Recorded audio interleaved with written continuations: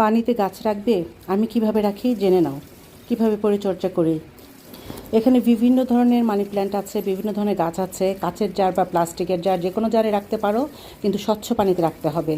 আর দুই একদিন পর পর পানি পরিষ্কার করে দিতে হবে।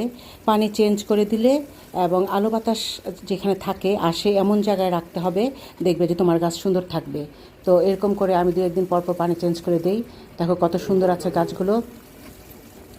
এরকম পানিতে মানি প্ল্যান্ট, নানা ধরনের মানি প্ল্যান্টগুলো ব্যবহার করা যেতে পারে। পাতাবাহার গাছ পানিতে রাখা যেতে পারে, তারপরে ব্যাম্বু প্ল্যান্ট রাখা যেতে পারে, এমনকি দেখা যায় স্নেক প্ল্যান্টও পানিতে রাখা যায়।